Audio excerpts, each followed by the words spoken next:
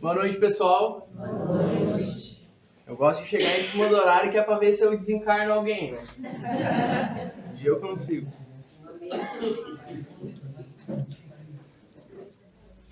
De volta, né, Cida?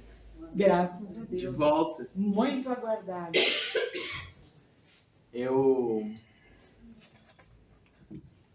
A vida não tá nem aí pro nosso planejamento, né?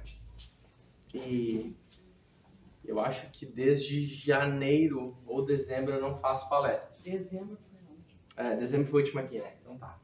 Então esse ano eu não fiz palestras ainda. No começo do ano passado eu comecei com um estalo na mandíbula. E esse estalo se tornou um desconforto.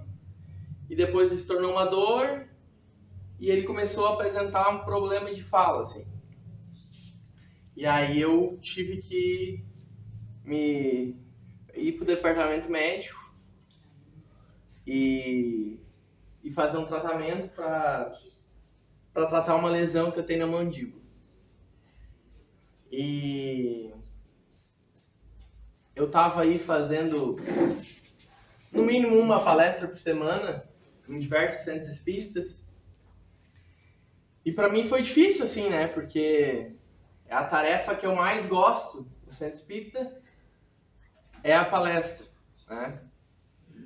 E já fui evangelizador, já fui facilitador de grupos de estudo, mas o meu propósito é falar sobre o Evangelho.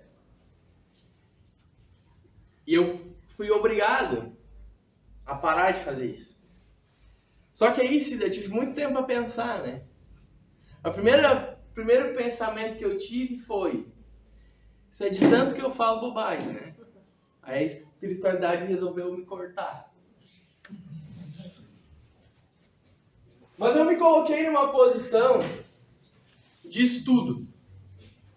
E são 32 anos educado e criado no cristianismo, 15 de trabalho na doutrina espírita.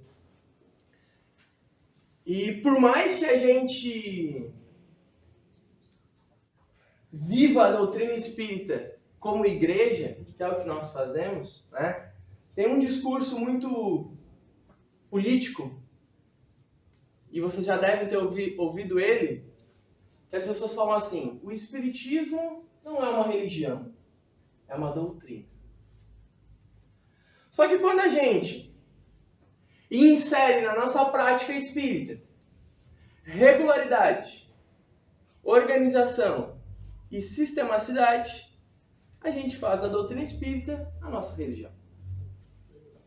Só que a essência da doutrina espírita é uma doutrina de estudo, de reflexão, de uma filosofia quase que de essência, para entender o que é a vida. Qual é a nossa relação com o mundo espiritual? Qual é a nossa relação com os encarnados que a gente convive? E então eu me debrucei em cima de um estudo que se chama o fluxo natural das coisas.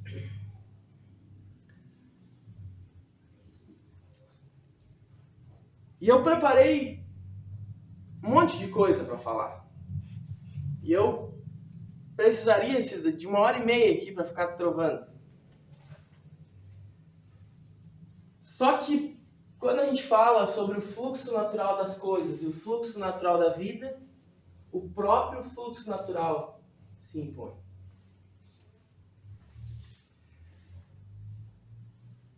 E quando a Cida me deu as datas ali, eu pensei: eu vou mudar. Porque a minha palestra não tem nada a ver com esse momento. Quem já assistiu alguma palestra minha sabe que eu brinco o tempo todo. Sou um herege de vez em quando.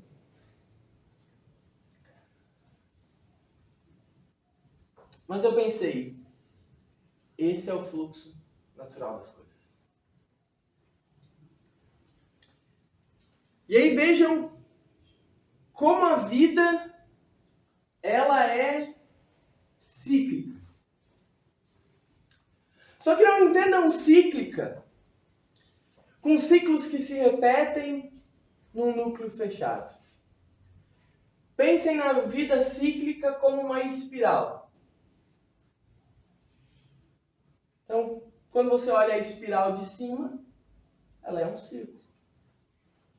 Mas ela é um círculo que ascende. A dimensão é o tempo e a espiral é o espaço e os acontecimentos da vida. Quem quiser viajar um pouco mais esse conceito, eu indico 2 livros.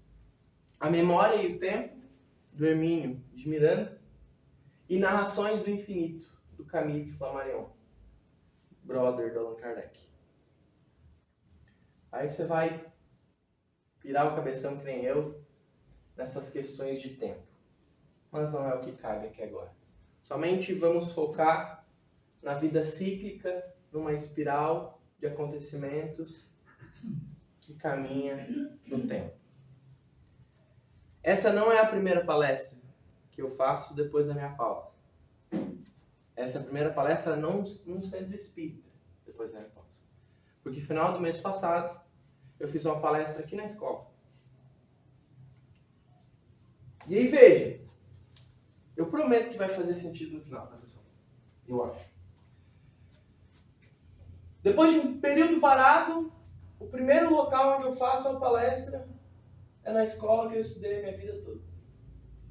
E o segundo lugar é o primeiro centro espírita onde eu fui evangelizado.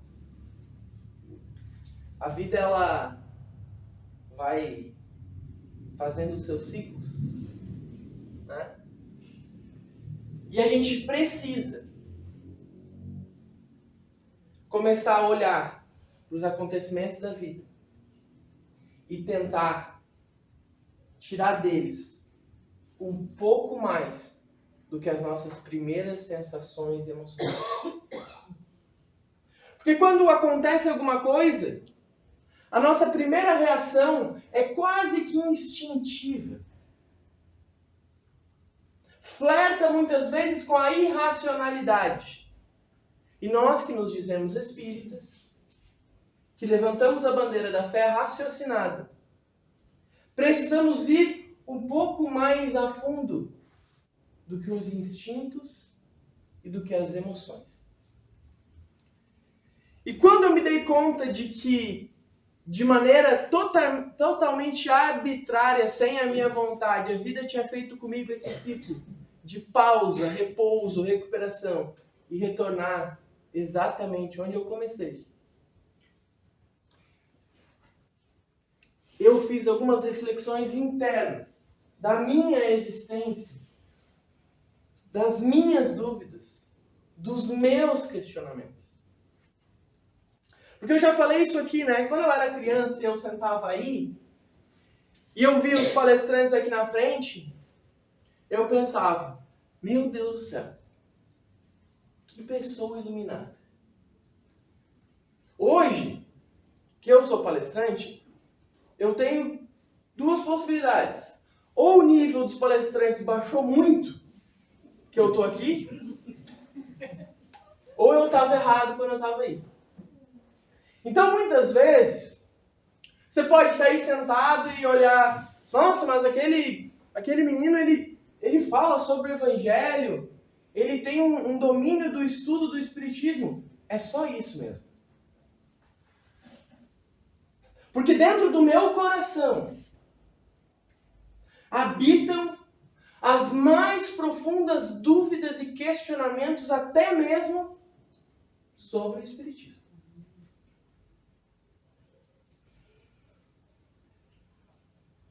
Eu não chego ao ponto, como alguns, que têm todo o direito de fazê-lo, de questionar Jesus. Mas o Espiritismo eu questiono quase todas as vezes quando eu preparo uma palestra.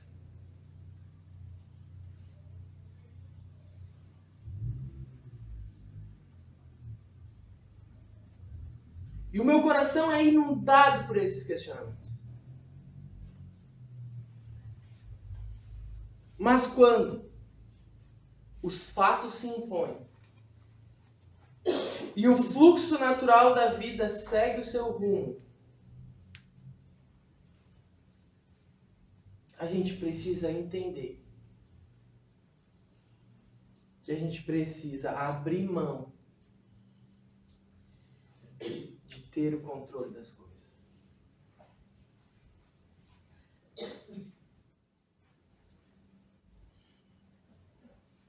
Em Lucas, no capítulo 17, Jesus é inquirido pelos soldados romanos e ele diz, Lucas capítulo 17, versículo 20, o reino dos céus não tem a aparência exterior. O Emmanuel, através da psicografia de Chico Xavier, no livro Caminho, Verdade e Vida, lá na lição 107, ele vai comentar esse trecho do Evangelho, dizendo que o reino dos céus não possui aparência exterior, porque tudo que os nossos olhos enxergam ou está morto ou está morrendo. E o Emmanuel fala isso para nos fazer enxergar que todas as nossas certezas e as nossas convicções sob o prisma material da vida são efêmeras, transitórias e passageiras.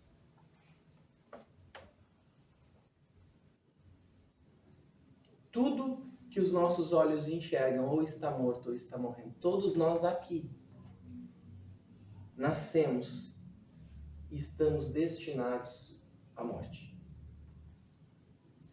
Tal qual é o ditado. A única certeza da vida é a morte.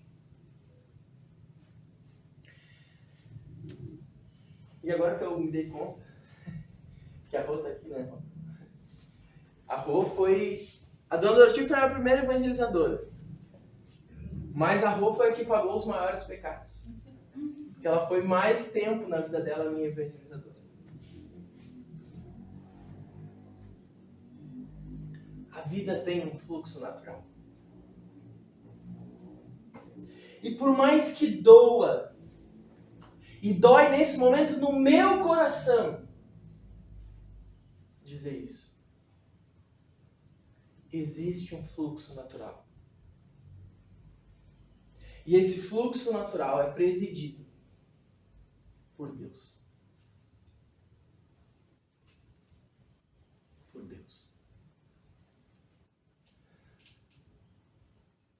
Lá na questão 82 do Livro dos Espíritos, se não me falha a memória, vai falar sobre o fluido cósmico universal. E os Espíritos vão esclarecer Kardec que tudo habita esse fluido cósmico universal. E se move nele os pensamentos, tal qual o som se move no ar. E ao questionar os espíritos sobre se esse fluido cósmico seria uma eletricidade, os espíritos respondem, Kardec, é um conceito muito acima da eletricidade. Mas contempla também a eletricidade, o magnetismo e todos os fluidos. Livro dos Espíritos. Tudo se move, tudo existe nesse fluido cósmico universal, nesse fluxo da vida.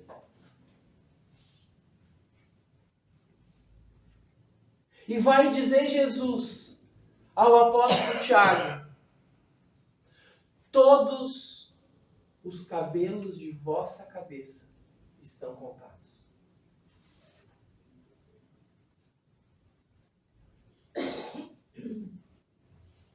Então, Deus preside o fluxo natural da vida.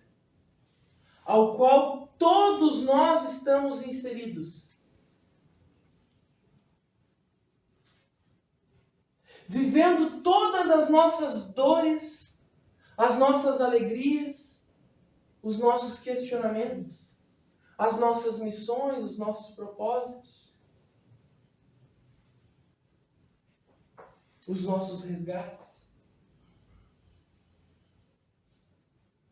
pagando as nossas penas, mas vivendo nesse fluxo natural.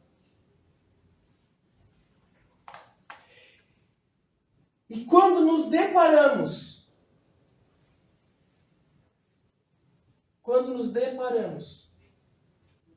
com uma tragédia tal qual estamos vivendo, a nossa primeira reação é de desespero, de pensar que Deus nos abandonou.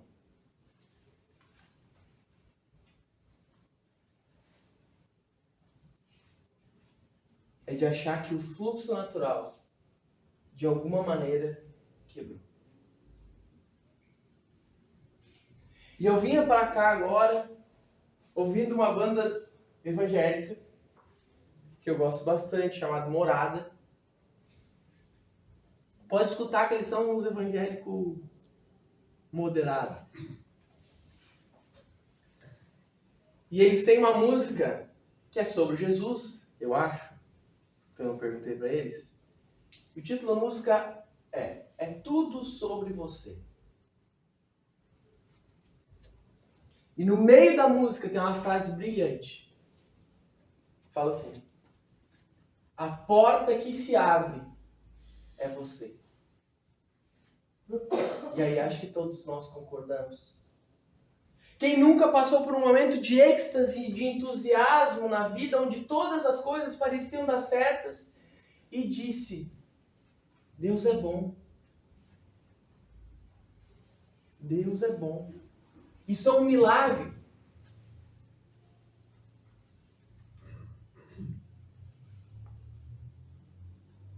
Mas na sequência da música fala: mas a porta fechada também.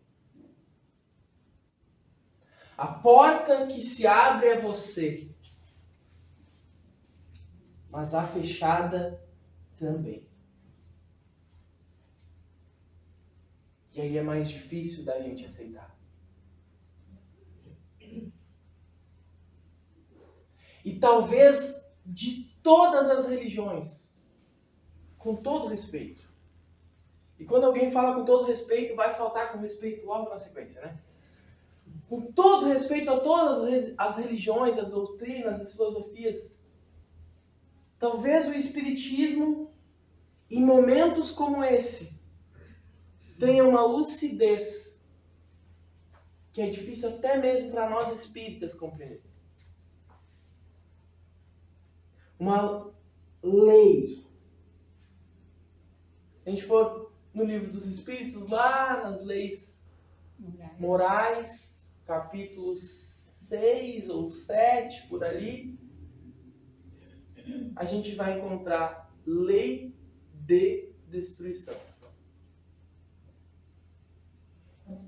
E é quase que contraintuitivo a gente falar de Deus e de destruição. Mas o que é a vida se não centenas de coisas contraintuitivas e que não fazem sentido?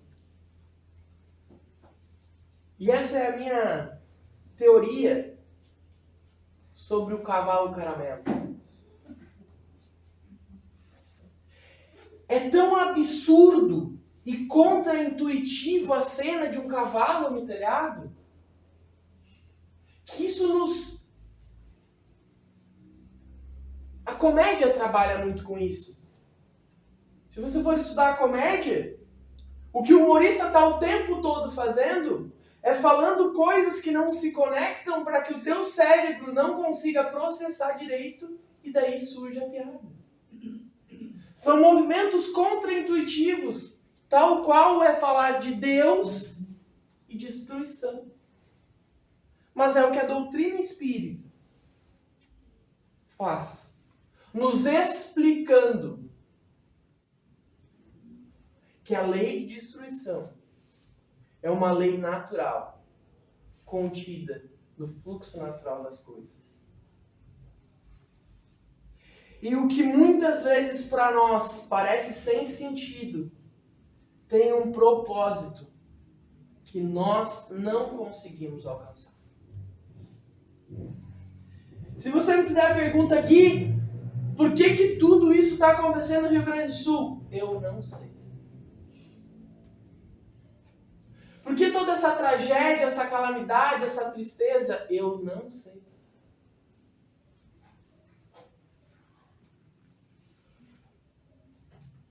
Eu vi a morte, eu vi o terror, eu vi o desespero nos olhos de uma mãe que não sabia onde estavam os 2 filhos e não sabia sequer que estavam vivos.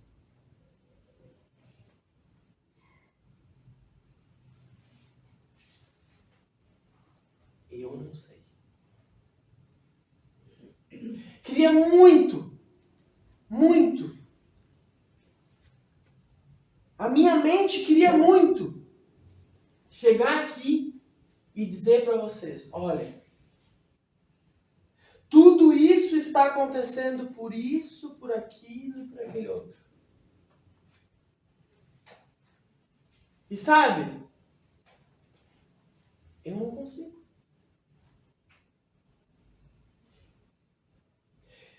Eu tenho me debruçado e eu vejo muitas pessoas tentando fazer isso. Encontrar um culpado, um responsável. E é um tema que está diretamente relacionado à minha profissão, então tento entender o que poderia ter sido feito, planejado, pensado, mas eu não sei. O que eu sei, o que eu creio, é que Deus tem um propósito para tudo debaixo do céu. Eclesiastes capítulo 3. Há um propósito para tudo debaixo do céu. Há uma razão que não é a minha razão. Não é a razão de Allan Kardec, não é a razão da doutrina espírita, é a razão de Deus.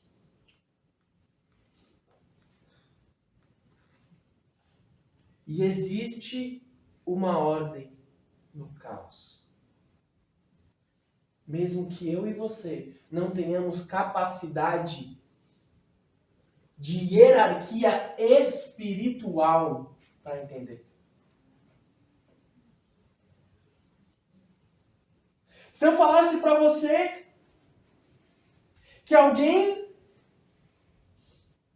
ia andar ao seu lado com o propósito de destruir tudo o que você construiu, o que você faria? Seja honesto consigo mesmo. Você se afastaria dessa pessoa? Se eu falasse para você que uma das pessoas que você mais confia, na sua ausência, mentiria a seu respeito, o que você faria? Sejamos sinceros com a gente mesmo. Se nós tivéssemos conhecimento dessas coisas, nós nos afastaríamos dessas pessoas. Eu acabei de contar a história de Jesus com Judas e Pedro. E o que Jesus faz com Judas e Pedro? Eu vou contar para vocês. Jesus desencarna. E a primeira tarefa dele é buscar Judas no umbral.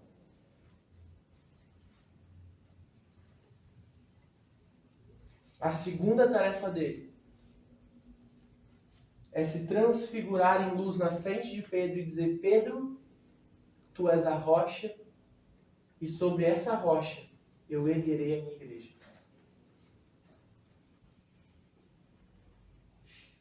Porque Jesus tem uma hierarquia espiritual e um nível de entendimento que nem eu, nem você tem condições de abarcar. Quarta-feira passada, o filho de uma batuqueira, que sou eu, passa num centro espírita, vai acompanhando,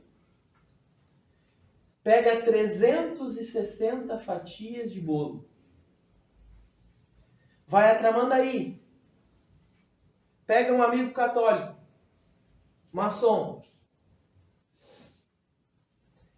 e partem sem rumo para Canoas.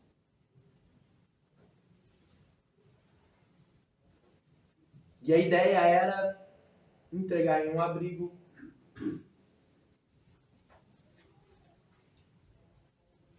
e uma pessoa manda uma mensagem: eu preciso urgente de lanche para crianças, para o café da tarde. Num bairro específico de Porto Alegre, que não tem uma boa fama por sua segurança pública. A gente vai. Só que no carro não tinham só as fatias de bolo. Tinha um porta-malas cheio de coisas que eu não fazia a mínima ideia do que era. Porque a Vitória tinha enchido o carro de manhã com doações não sei de onde. Me entregou o carro. Eu peguei o bolo. Peguei o meu amigo em Tramandaí. E a gente foi. Chegando em Porto Alegre, quando eu paro o meu carro no local combinado, era uma igreja evangélica. Vocês estão acompanhando, né? Umbanda, Espiritismo, Catolicismo, Maçonaria, Igreja Evangélica.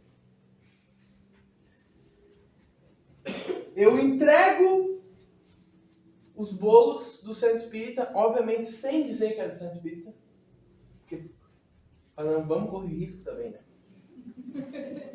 Vai que o pessoal...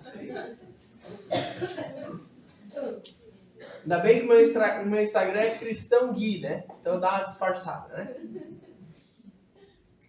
E quando eu abro o porta-malas do carro, a menina dá um grito de alegria e diz assim: ah, que bom que tu trouxe achocolatado. As crianças vão adorar. E eu olhei no porta-malas, tinha centenas de achocolatado infantil. Que eu não fazia ideia de que estavam. Eu disse: a gente pensou. Alguém pensou. A menina então olha pra mim, pro meu amigo, e diz o seguinte: a gente pode rezar com vocês? Eu disse: claro, até gosto. Só que assim, vamos abrir um parênteses. Nós espíritas, a gente é meio moderado demais, né? A gente fala baixinho. Eu ainda sou um pouco mais efusivo, mas a gente fala baixinho, né? A gente ora cada uma sua e tal. Quando muita gente toca a música. A galera evangélica é um pouco mais animada. E fizemos a roda e o pessoal começou a orar, todo mundo junto ao mesmo tempo, muito alto. E orando e chorando. E um dos rapazes fala assim, eu gravei porque é muito específico, pessoal. Eu não peço anjos. Eu peço querubins com as espadas desembainhadas para que protejam esses fiéis de qualquer assalto do maligno. Isso me pegou um pouco, Cida. Porque assim, quando ele falou não peço anjos, eu pensei comigo, bom, se ele já está no anjo, você não vai pedir o anjo, ele vai aonde? Ele pediu querubins com as espadas desembainhadas. Para quem não sabe, o ato de desembainhar a espada é tirar a espada da bainha. Então, ou seja, esses querubins eles já não estavam mais pelo diálogo. Né? Mas eu fiquei muito tranquilo porque esses querubins, que foram quase que invocados, eles iriam me proteger de qualquer assalto do maligno. E eu fiquei muito tentado a dizer aos irmãos evangélicos que eu já estava protegido do assalto do maligno desde que eu peguei os bolos no centro espírita. Mas eu achei melhor não.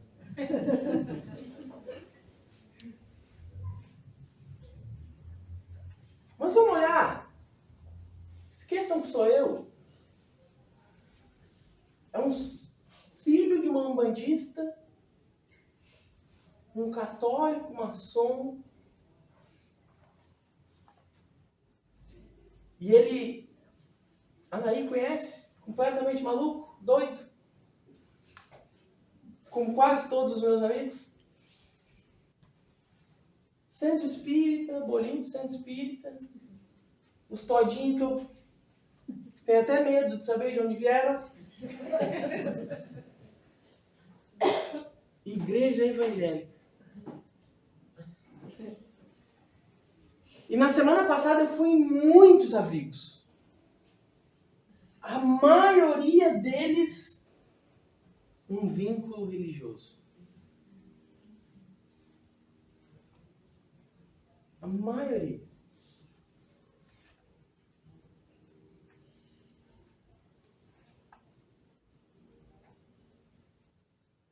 E no maior deles, a Universidade Luterana do Brasil, um órgão religioso.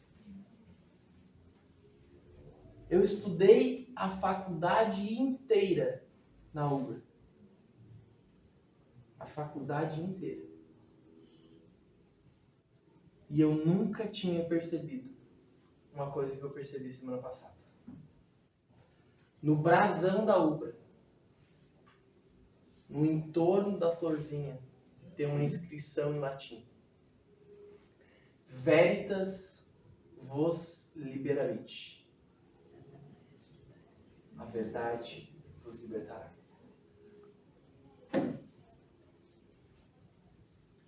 Diante de toda a tragédia, de todo o caos, de todo o terror, da morte. E não é no sentido figurado, é no sentido literal. O coração dos homens se inunda de um sentimento de solidariedade, de união. Não sejamos hipócritas. A gente julga as pessoas. Eu confesso para vocês. Eu vi gente dentro da água, salvando gente,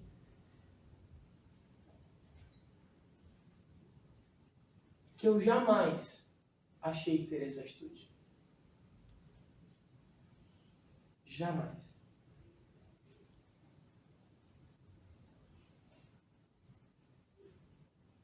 Mas é um fluxo natural da vida.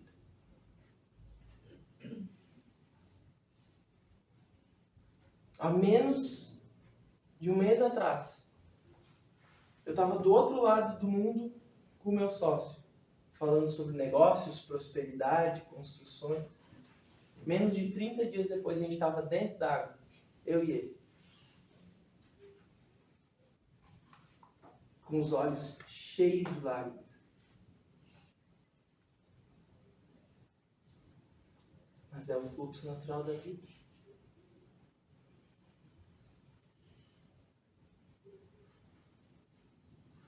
A gente nunca pensa que vai acontecer com a gente. Mas acontece. Assim como um câncer. Assim como a perda de um ente querido. Coisas que para mim e para você não tem o menor sentido. Mas que fazem todo sentido no fluxo natural da vida, que é presidido por Deus. A verdade vos libertará. E a verdade é Deus. Jesus vai falar: eu sou o caminho, a verdade e a vida. Ninguém vem ao Pai senão por mim. E ele sabia que a gente não ia entender.